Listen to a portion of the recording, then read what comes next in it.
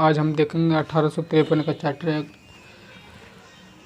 आज हम एम लक्ष्मीकांत का जो क्लासेस हैं उनका रिवीजन करेंगे।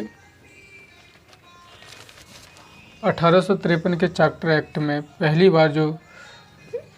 बार गवर्नर जनरल की काउंसिलिंग के द्वारा विधायी कार्य और प्रशासनिक कार्यों का बंटवारा हो गया।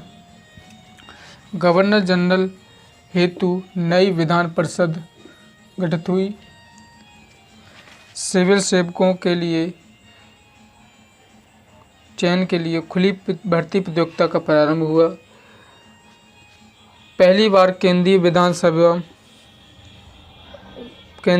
विधान परिषद में स्थानीय प्रतिनिधित्व की व्यवस्था प्रारंभ हुई, जिसमें बंगाल, मद्रास, बम्बई और आगरा के स्थानीय प्रांतीय सरकारों द्वारा इसमें लागू हुआ। ये 1853 के चार्टर एक्ट में हुआ था। 1853 के चार्टर एक्ट में विधायी कार्य, प्रशासन कार्य जो गवर्नर जनरल के वो अलग अलग कर दिए गए। गवर्नर जनरल हेतु नई विधान परिषद गठित हुई। सिविल सेवकों के लिए खुली भर्ती प्रतियोगिता शुरू हुई। प्रथम बार केंद्रीय विधान परिषद जो था उसमें स्थानीय प्रतिनिधित्व प्रारंभ हुआ। ताज का शासन 1858 से लेकर 1947 तक हुआ। 1858 का भारत शासन अधिनियम। 1858 के भारत शासन अधिनियम में जो भारत का गवर्नर जनरल था उसका पद का नाम बदल कर भारत का वायसराय रख दिया गया। भारत के वायसराय जो प्रथम हुए वो लॉर्ड कैनिंग हुए। लॉर्ड कैनिंग भारत के प्रथम वायसराय हुए। इसमें नियंत्रण बोर्ड व कैबिनेट निदेशक कोड जो द्वैध शासन प्रणाली थी उसको समाप्त कर दिया गया।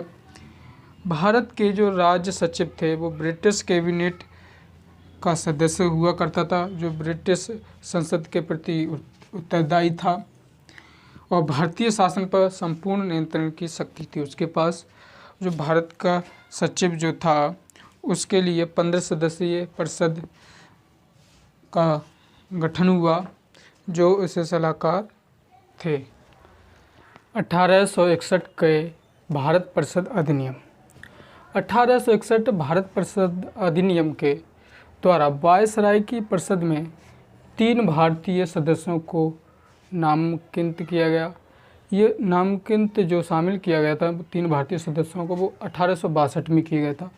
1862 में बनारस के राजा, पटियाला के महाराज और सर दिनकर राव को शामिल किया गया। विकेंद्रीकरण की शुरुआत हुई 1861 में और मद्रास व बम्बई को पुनः विधायी शक्तियाँ प्रदान कर दी गईं।